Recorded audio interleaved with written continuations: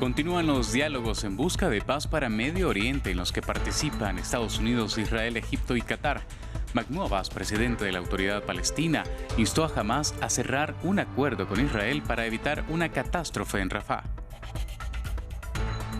4 civiles libaneses y un militar israelí murieron tras bombardeos israelíes sobre varias ciudades del sur de Líbano. Se reportan 8 israelíes heridos. Los intercambios continúan en la frontera norte de Israel con Hezbollah, así como con otros grupos que operan en el sur del Líbano. En Indonesia, el ex militar Prabowo Subianto se declaró vencedor de las elecciones presidenciales luego de que recuentos no oficiales le dieran ventaja. El político de 72 años ha sido acusado de abusos contra civiles en Timor Oriental y Papúa durante su etapa en el ejército, del que fue expulsado por desobediencia en 1998. Bienvenidos a esta nueva edición de noticias aquí en France 24 en español. Soy Jorge Hurtado. Los esfuerzos por lograr un alto el fuego en la Franja de Gaza continúan en El Cairo. Las conversaciones en la capital egipcia, que involucran a Estados Unidos, Israel, Egipto y Qatar, cerraron el martes sin acuerdos. Hasta allí llegó el presidente de Turquía, Recep Tayyip Erdogan, quien sostuvo conversaciones con su homólogo egipcio. Esto comentó el presidente turco. Continuaremos la cooperación y la solidaridad con nuestros hermanos egipcios para que cese el derramamiento de sangre en Gaza. En el mediano plazo, estamos dispuestos a trabajar con Egipto para que Gaza se recupere y se reconstruya. Entre tanto, familiares de rehenes en poder de Hamás visitan la sede de la Corte Penal Internacional en La Haya. Cerca de 100 representantes entregarán ante la CPI documentos que pueden respaldar una investigación contra los líderes del grupo por crímenes como toma de rehenes, desaparición forzada, violencia sexual y torturas llevadas a cabo durante el ataque del pasado 7 de octubre. Un atentado que cobró la vida de cerca de 1.300 personas. Escuchemos. Los perpetradores deben rendir cuentas penalmente por las atrocidades que cometieron.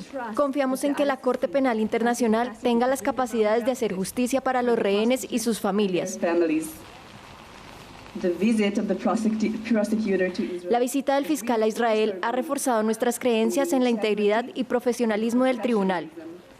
Esta acción no se debe tratar solo de rendición de cuentas. Se trata de ejercer presión para la liberación de los rehenes, para alentar a las naciones de todo el mundo a tomar medidas legales contra los responsables de estos actos atroces.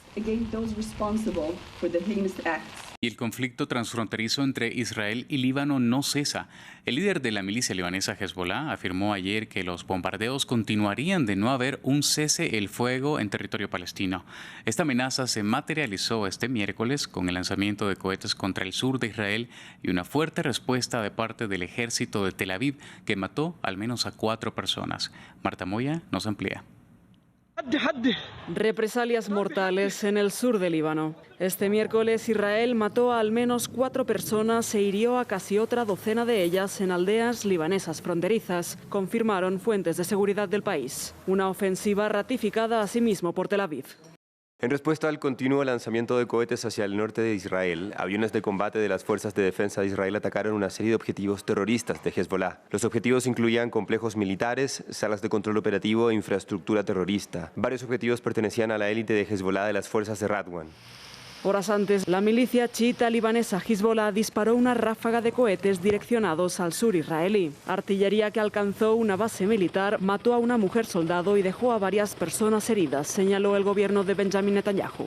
En la víspera, el líder de Hezbollah, Hassan Nasrallah, ya había afirmado: cuando cesen los ataques contra Gaza y haya un alto al fuego, cesarán también los lanzamientos de cohetes en el sur de Israel. En paralelo a la guerra en Gaza, centrada ahora en el sur del enclave palestino, el bombardeo transfronterizo ha matado a más de 200 personas en Líbano, incluidos más de 170 combatientes de Hezbollah y alrededor de una docena de soldados israelíes. Nos quedamos ahí en el Líbano. Una multitud recibió al ex primer ministro libanés Saad Hariri, quien regresó a Beirut para conmemorar el asesinato de su padre Rafik Hariri. Miles ondearon banderas de su partido político y aclamaban su retorno a la política. Hariri renunció como primer ministro después de que estallaran protestas en 2019 para exigir la revisión general de la clase política. En 2022 anunció su retiro de la vida pública. Pese a que ahora vive en los Emiratos Árabes Unidos, Hariri es considerado el principal líder musulmán suní del país. desde su llegada este domingo ha tenido una apretada agenda de encuentros de alto nivel político y diplomático, lo que ha llevado a especulaciones sobre su posible retorno a la política. Ethel Bonet nos amplía. Bajo fuertes medidas de seguridad, más de un centenar de simpatizantes y personalidades han venido a la plaza Mohamed Al-Amin, en el centro de Beirut, para recordar el asesinato del ex primer ministro Rafik Hariri, tal día como hoy en 2005. Sin embargo, muchas de las miradas están atentas en su hijo Saad, que ha regresado este domingo a Beirut desde Arabia Saudí, donde vive desde hace 2 años, desde que abandonó completamente la política. Hariri ha sido recibido como una figura pública, lo que ha alimentado las especulaciones de su regreso a la política. Esperamos que Hariri regrese como primer ministro, porque sin él no habrá Líbano. Pero personalmente tengo miedo de que si regresa tenga el mismo destino que su padre, Rafik Hariri. El presidente Saad Hariri no solo es querido por la comunidad suní, sino también por todas las demás comunidades. Su regreso devolverá el equilibrio al Líbano. Su estrategia política en el partido estableció el equilibrio a nivel internacional y local. Vinimos de Akkar para decir que queremos que Hariri vuelva. Sin él no hay gobierno en el Líbano. El Líbano no podrá mantenerse en pie sin Hariri como primer ministro. Estamos aquí para apoyar a Saad Hariri, porque hemos visto cómo las cosas están empeorando sin él. Él es el único que puede restaurar la seguridad del país. El pueblo libanés le necesita. Hariri, que cuenta con el apoyo de Riad y de países occidentales, se ve como una oportunidad para desbloquear la crisis política que mantiene el país sin presidente ni gobierno desde hace 2 años. Para sus detractores, por el contrario, no contemplan esta opción. Para ellos, Hariri no tendrá un lugar reservado en el horizonte político cercano. Y ahora vamos con información relacionada con la guerra en Ucrania. Kiev afirma haber destruido un buque ruso en el Mar Negro que navegaba cerca de la costa de la península de Crimea. Los detalles con nuestra enviada especial a Ucrania, Catalina Gómez Ángel. Las Fuerzas Armadas ucranianas han confirmado el ataque esta madrugada a este buque de desembarco de guerra, el César Kunikov, uno de los más importantes y más modernos navíos de este tipo que hacen parte de la flotilla rusa en el Mar Negro. Esta embarcación, según se conoce, no solamente ha hecho parte de la guerra en Ucrania, sino también ha participado en otros conflictos bélicos como fue el de Georgia o el conflicto en Siria. Esta mañana se veían videos donde se veía una gran humareda que salía del navío que estaba estacionado en las aguas de la península de Crimea, anexionada ilegalmente por Rusia en el 2014. Se veían misiones de rescate de la tripulación. Este tipo de embarcaciones tienen capacidad para 67 marinos que estarían siendo rescatados, y no es la primera embarcación de este tipo que ha sido atacada por Ucrania. Ya en diciembre un navío hermano había sido atacado también por los drones ucranianos, y solo hace unos días, el 1 de febrero, otra embarcación rusa también en las aguas del Mar Negro había sido atacada por estos drones que están causando gran daño a esta flota marítima rusa. Y esta es una de las iniciativas más exitosas que tiene Ucrania en este momento. El objetivo es abrir este corredor para poder exportar este grano que produce Ucrania, pero también es una gran noticia para ellos en un momento donde saben que la situación en el frente de batalla es delicada. Las fuerzas rusas presionan. El nuevo comandante de las fuerzas ucranianas, Oleksandr Sersky, aseguraba en una entrevista que la mayoría de las posiciones están a la defensiva. Así que esta misiones de ataque en el Mar Negro es lo más exitoso que tiene Ucrania en este momento. Y por su parte, a casi 2 años de la invasión rusa en Ucrania, el nuevo comandante de las Fuerzas Armadas de Ucrania, Oleksandr Syrsky, aseguró que en el frente de guerra la situación es extremadamente compleja. Escuchemos. La situación operativa es extremadamente compleja y tensa. Los ocupantes rusos siguen aumentando sus esfuerzos y tienen una ventaja numérica en personal. No cuentan las pérdidas y continúan utilizando la táctica de la moledora de carne. Por ejemplo, unidades de las Fuerzas de Defensa de Ucrania repelieron 29 ataques de los ocupantes rusos solo en el distrito de Avdiivka. Además, el enemigo utiliza activamente la aviación, inflige daños con bombas aéreas guiadas y realiza intensos disparos de mortero y artillería contra nuestras posiciones. Y en una evidente respuesta a las afirmaciones del expresidente de Estados Unidos, Donald Trump, que no defenderá a aliados de la OTAN que no cumplan con el compromiso de destinar el 2% de su PIB al gasto militar, el secretario general de la OTAN, Jens Stoltenberg, afirmó que ese gasto aumentó desde el 2014 y que 18 de los 31 aliados llegarán este año a ese 2%. El funcionario también instó a la Cámara de Representantes de Estados Unidos a aprobar el paquete de ayuda militar para Ucrania. Escuchemos. El año pasado vimos un aumento sin precedentes del 11% entre los aliados europeos y Canadá. Este año espero que 18 aliados gasten el 2% de su PIB en defensa. Esa es otra cifra récord y un aumento de 6 veces desde 2014, cuando solo 3 aliados cumplieron el objetivo. El apoyo de Estados Unidos sigue siendo vital y por lo tanto es vital que la Cámara de Representantes de Estados Unidos acuerde un paquete para Ucrania.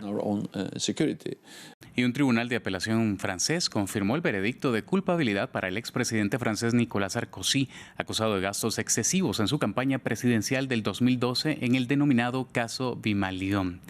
Un tribunal inferior había condenado a Sarkozy a 1 año de prisión, pero el Tribunal de Apelaciones de París dijo que solo debería pasar 6 meses tras las rejas, aunque esta podía cambiarse por una pena alternativa. Sin embargo, la sentencia está en suspenso, pues el expresidente apeló ante la Corte de Casación, la instancia superior de la justicia francesa. En Indonesia, el exmilitar Prabowo Subianto se declaró vencedor de las elecciones presidenciales luego de que recuentos no oficiales le dieran ventaja. El político de 72 años ha sido acusado de violaciones a los derechos humanos durante su tiempo como comandante militar. Veamos. El ex general Prabowo Subianto celebró su victoria después de haberse declarado ganador de las presidenciales sin conocerse aún los resultados oficiales.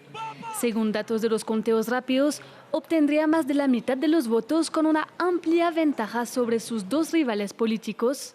Para ganar en primera vuelta, un candidato debe obtener más del 50% de los votos y al menos 1/5 parte de los sufragios en más de la mitad de las provincias del país. Subianto felicitó a su vicepresidente.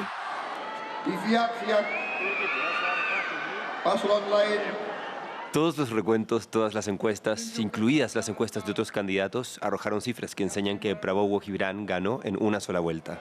Paslon Prabowo Gibran menang sekali putaran. Con más de 200 millones de papeletas, el conteo oficial debería llegar en marzo. El candidato Anies Baswedan, que habría quedado en segundo lugar, llamó a esperar los resultados oficiales. Antes de hablar de lo que pasará después, esperemos a que termine el recuento oficial. Esperemos. No nos precipitemos ni saquemos conclusiones precipitadas. Respetemos todos los procesos, incluidos los de la Comisión Electoral General. Durante la campaña, Subianto prometió continuar muchas de las políticas del actual presidente Widodo. De hecho, su compañero de fórmula es el hijo mayor del presidente saliente. Subianto sirvió como comandante de las fuerzas especiales durante la dictadura de Suharto hace una generación y es acusado de haber perpetrado crímenes de guerra en los años 90, señalamientos que él niega. Desde entonces ha logrado cambiar la percepción hacia su imagen, gracias en parte a una campaña en las redes sociales dirigida a la juventud indonesia. En India, las fuerzas de seguridad se enfrentaron con agricultores que protestaban por mejores precios de sus cultivos. Cientos marcharon hacia la capital Nueva Delhi luego de que las negociaciones con el gobierno fracasaran. Los enfrentamientos dejaron decenas de detenidos. Los agricultores argumentan que el gobierno incumple la promesa que hizo en 2021 de pagar más por los cultivos. Ese año, varias manifestaciones de parte de los agricultores obligaron al gobierno liderado por el primer ministro Narendra Modi a derogar algunas leyes agrícolas y prometer soluciones para garantizar precios justos. En Estados Unidos, la Cámara de Representantes aprobó realizar un juicio político contra el secretario de Seguridad Nacional Alejandro Mayorkas. El funcionario está acusado de violación de la confianza pública y negativa sistemática y deliberada de cumplir con la ley por su gestión de la frontera con México. Ya el pasado 6 de febrero se había votado la iniciativa que no había logrado la aprobación y hoy el proceso consiguió luz verde con 214 votos a favor y 213 en contra. El presidente Joe Biden calificó el proceso de inconstitucional. Hasta aquí con las noticias. Nos vemos en una siguiente edición. Usted continúe con la programación de France 24 en español.